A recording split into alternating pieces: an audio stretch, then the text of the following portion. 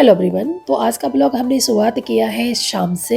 तो ये दिन आपके जीवन में बहुत सारी खुशियां लेकर आए, ऐसी मैं प्रभु से प्रार्थना करती हूँ। मेरे जितने व्यूवर्स हैं वो हमेशा खुश रहें, हेल्दी रहें और चकाचक रहें, बस मैं ऐसी उम्मीद करती हूँ। और मैं उम्मीद करती हूँ कि आप सब अच्छे ही होंगे, मैं भी अच्छी हूँ। तो यह है शाम का टाइम। तो मेरे हस्बैंड लेकर आए थे, कुछ सब्जियाँ लेकर आए थे, चाप लेकर आए थे और पनीर था, पालक था और भी सब्जियाँ थी।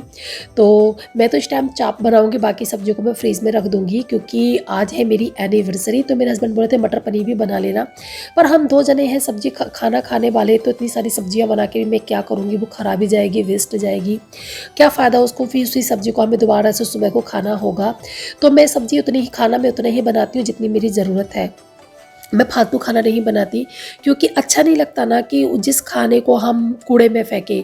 क्योंकि अगर आपके पास जानवर है तो आप जानवर को दे दोगे, बट मेरे यहाँ नहीं है इतने जानवर जो मैं दूँ। यहाँ के जो डॉगी हैं, बिल्ली हैं, वो खाना नहीं खाते। रोटियाँ एक आध रोटी मेरी बच भी जाती है तो मैं छत पे चिड़ियों को डालकर आती हूँ। तो और एक चीज़ और है, एक चीज़ मैं और कहना चाहूँगी, क्योंकि अगर आपके यहाँ रात का खाना बच भी जाता है ना, तो उसे कभी मत फेंकिए। पता है, कभी मत फेंकना उसको, खाने को कभी भी नहीं फेंकना चाहिए। क्योंकि इतनी मेहनत से खाना हम खाने के लिए एक एक इतनी इतनी मेहनत करते हैं हम लोग, हम जानते हैं हम कितनी मेहनत करते हैं। और खाने को फेंकना जो होता है ना, खाने का अपमान होता है, परमेश्वर को भी बुरा लगता है। तो हमें खाना कभी नहीं फेंकना चाहिए। अगर आपके यहाँ जानवर हैं तो उनको दे दीजिए। और एक चीज़ और है, कभी भी जैसे रात में आपने खाना बनाया है जिसमें आप रोटियां रखते हो, उसे ना पूरी तरीके से कभी भी खाली नहीं करना चाहिए। अगर आपने पूरी ही रोटी बनाई है और आपके पास रोटी बचने का मतलब रोटी बचने का कोई चांस ही नहीं है कि आधी रोटी भी बची, तो आधी रोटी नो प्रॉब्लम। आप क्या काम करें, जो रोटी रखने का जो आपका बर्तन है उसमें ना आप एक काम करा करें हमेशा। जैसे आपने रात में खाना खाया और देखा कि मेरा खाना ख़त्म होने वाला है, कि रोटियां मेरी नहीं बचेंगी, तो एक रोटी का टुकड़ा तोड़कर ही ना, चाहे अपने रोटी रखने वाले बर्तन में रख देना। हाँ, रोटी का टुकड़ा तोड़कर आप रोटी वाले बर्तन में रख देना। इससे ना रोटी हमारे जो घर की बरकत होती है वो नहीं जाती है। कहते हैं जिसमें हम खाना रखते हैं, जिसमें हम रोटी या पराठा रखते हैं, वो पूरी तरह से खाली नहीं छोड़ना चाहिए, उसकी बरकत जाती है।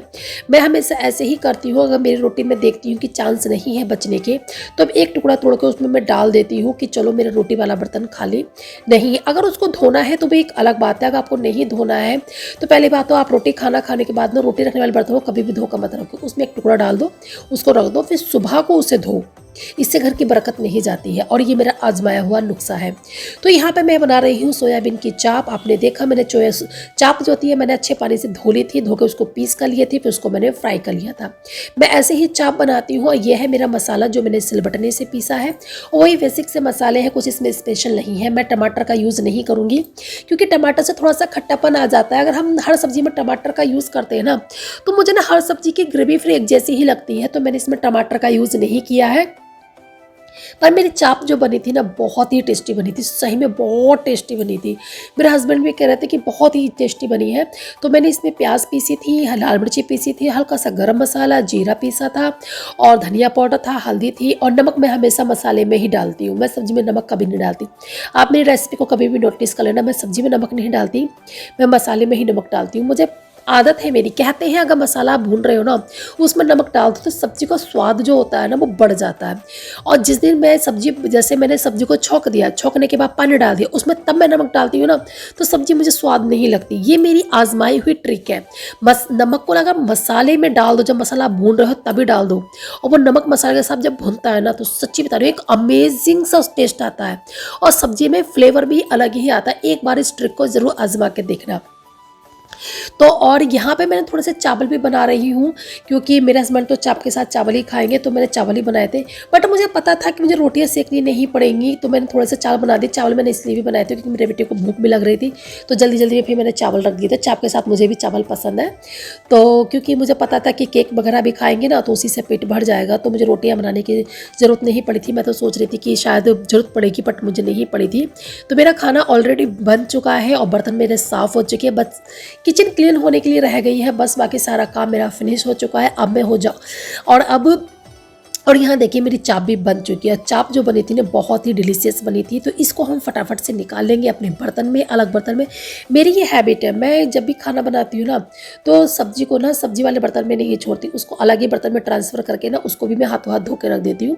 इस तरीके से मेरा काम थोड़ा सा आसान हो जाता है। तो बस रसोई के काम खत्म करने के बाद मैं आगे थी यहाँ पर रेडी होने के लिए। तो आज है मेरी एनिवर्सरी। तो पता है एक चीज़ मैं कहना चाहूँगी कि पता है हम लेडीज़ के पास नहीं एक ऐसा हथियार है, अगर उसे जो समझ लेना उस हथियार को, उसकी गहराई को, तो वो औरत ना जीवन में मुझे नहीं लगता वो कभी दुखी रहेगी। पता है आप हम लेडीज़ को।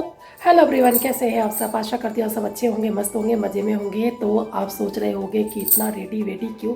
तो आज है थोड़ा सा उधर सामान मैसी पड़ा है और तो आज है एनिवर्सरी। तो बस अब हम जा रहे हैं केक कटिंग के लिए। तो फटाफट से केक कट कर लेते हैं कट, क्योंकि बज चुके हैं रात के 9 और अभी खाना तो बन गया है, बस रोटी बाकी है। रोटी बाद में सेकूँगी, पहले मैं जाते हैं केक कटिंग के लिए।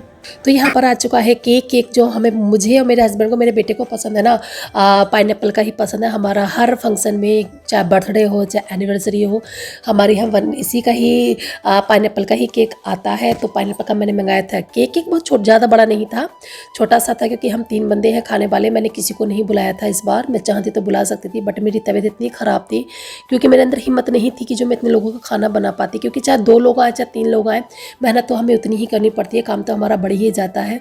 तो इसलिए मैंने किसी को भी नहीं बुलाया था। तो बस मैं रेडी होके आ गई थी यहाँ पे केक कटिंग के लिए, और मेरे हस्बैंड मेरे बेटा हो चुके थे रेडी। तो अब हम करेंगे केक कट। और देखिए मैं कभी कभी सोचती हूँ ना कि 9 साल मेरी शादी को हो गए हैं। मतलब जिस इंसान को शादी से पहले मैं जानती भी नहीं थी, जिस परिवार को मैं जानती भी नहीं थी, उस परिवार के साथ मैंने 9 साल गुजार दिए और मुझे पता भी नहीं चला कि मेरी शादी को 9 साल हो गए हैं। सच्ची में मेरी मम्मी भी कहती हैं कि मुझे लगता ही नहीं कि मेरी बेटी की शादी को 9 साल हो चुके हैं। ऐसा लगता है जैसे मैंने कल ही तेरी शादी की हो। सही में समय जो होता है ना बहुत ही स्पीड से बढ़ता है। पता ही नहीं चलता है कि जब बैठ के ना फुर्सत से सोचो तब लगता है कि यार इतना टाइम हो गया शादी को। ऐसा लग रहा है कि कल ही शादी होके मैं इस घर में आई थी, और यही परिवार जिसको मैं जानती नहीं थी, वही परिवार आज मेरी पहचान बन गया है। और हमारी ज़िंदगी जो होती है ना अपने ही परिवार के इर्द गिर्द घूमती रहती है बस। और मैं के वाले तो पता है क्या होता है, बस एक याद में ही रह जाते हैं। हाँ मुझे याद आते हैं, कभी कभी लगता है कि बस उड़ के अपने घर वालों के पास चले जाओ। आज भी सच्ची बता रही हूँ ना, मुझे अपने मैके में जाकर बहुत सुकून मिलता है। जो सुकून मुझे अपनी ससुराल में नहीं मिलता ना, अपने यहाँ नहीं मिलता जहाँ मैं रहती हूँ दिल्ली में, पता नहीं क्यों वो सुकून मुझे अपनी माँ के घर जाके मिलता है। ऐसा लगता है पता नहीं मैं कहाँ आ गई। पूरी बॉडी, पूरा शरीर एकदम हल्का हो जाता है। मतलब कोई टेंशन नहीं रहती ना, वहाँ जाकर हम फ्री माइंड रहते हैं। किसी प्रकार की कोई टेंशन नहीं होती, कोई शोर शराबा नहीं होता, कोई काम का झंझट नहीं होता, कुछ नहीं होता। शायद इसलिए माँ का घर जो होता है ना शांति वाला और सुकून देने वाला होता है।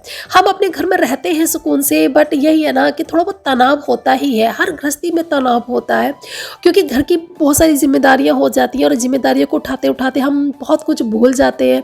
नहीं, अपने लिए टाइम नहीं दे पाते, अपने रिश्तों को अच्छे से नहीं निभा पाते हैं।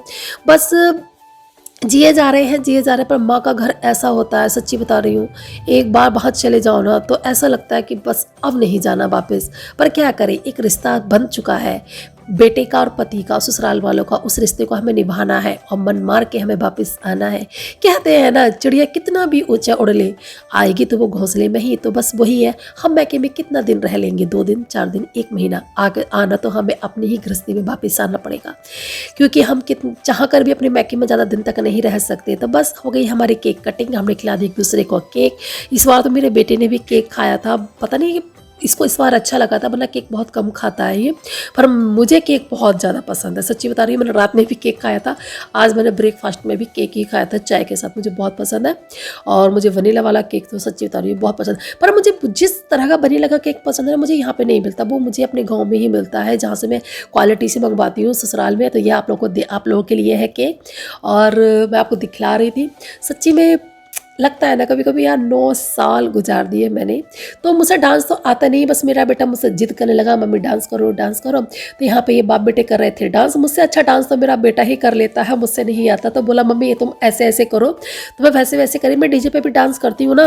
हेलो एवरीवन, तो बज चुके हैं रात के 10, केक कटिंग हो गई है, खाना वगैरह खा लिया है। तो ये है मेरा फाइनल लुक। ये साड़ी मैंने पहनी थी, और अब बस काफ़ी टाइम हो चुका है, करीब 10 बजे का मैं चेंज वगैरह करूँगी। बर्तन तो नहीं है धोने के लिए, बर्तन तो 2-4 ही हैं, क्योंकि केक खा लिया था तो रोटी सेकने की नंबर ही नहीं आया। पर थोड़े से चावल बनाए थे तो उसी में ही हो गया, क्योंकि केक खा लिया था उससे पेट भर गया था। तो बस अब करूँगी ब्लॉग को यहीं पर एंड। उम्मीद करती हूँ आपको मेरा ब्लॉग अच्छा लगा होगा। अच्छा लगा हो तो प्लीज़ वीडियो को लाइक कर देना, चैनल को कर देना सब्सक्राइब, ये बिल्कुल फ्री है। तो बस मिलते हैं नेक्स्ट ब्लॉग में, तब तक के लिए bye bye and take care, bye bye और गुड नाइट।